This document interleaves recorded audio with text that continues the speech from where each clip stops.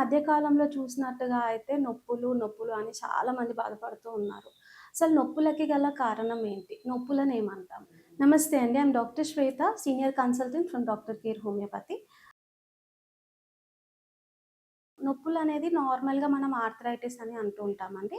ఈ ఆర్థరైటిస్ అనేది చాలా రకాలుగా ఉంటుంది.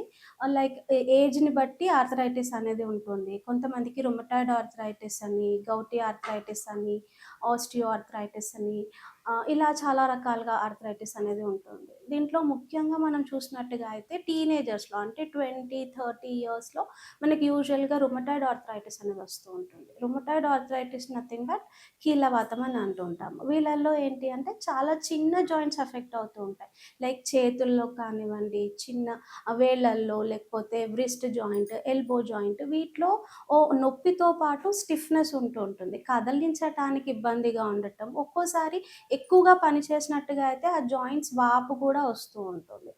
ఈ వాపుతో పాటు దీన్ని వీళ్ళు ఇలాగే నెగ్లెక్ట్ చేస్తే డిఫార్మిటీ అంటే జాయింట్ డిఫార్మిటీ కూడా అయ్యే అవకాశం చాలా ఉంటుంది. ఈ రుమటాయిడ్ ఆర్థరైటిస్ రావడానికి మెయిన్ కారణం ఇది ఒక ఆటో ఇమ్యూన్ డిజార్డర్ అండి. అంటే మన బాడీలో ఉన్న ఇమ్యూన్ సిస్టమ్ మనకి అగెయిన్స్ట్‌గా పని చేసినప్పుడు ఆ జాయింట్‌లో ఇన్‌ఫ్లమేషన్ అనేది వస్తూ ఉంటుంది. దీన్ని మనం రుమటాయిడ్ ఆర్థరైటిస్ అని అంటూ ఉంటాం.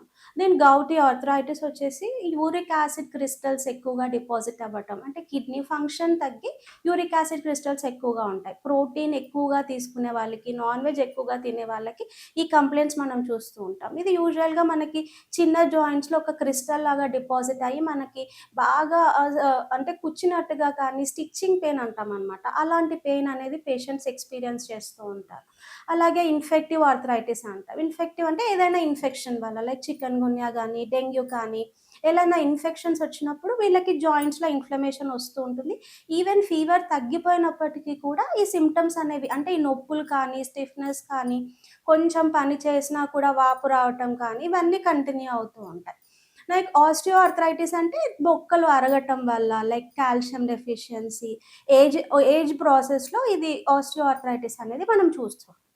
దీనికి మనం మెయిన్‌గా పెయిన్ కిల్లర్స్ పైన డిపెండ్ కాకుండా, లేదా స్టీరాయిడ్స్ పైన డిపెండ్ కాకుండా, హోమియోపతిక్ ట్రీట్మెంట్ ద్వారా ఏంటి అంటే అసలు స్టార్ట్ అవ్వటానికి గల మెయిన్ రీజన్ ఏంటి? ఎందుకు స్టార్ట్ అవుతుంది? అనేది మనం రూట్ కాజ్ నుంచి తెలుసుకొని కాన్స్టిట్యూషనల్‌గా మనం ట్రీట్మెంట్ ఇవ్వటం జరుగుతుంది.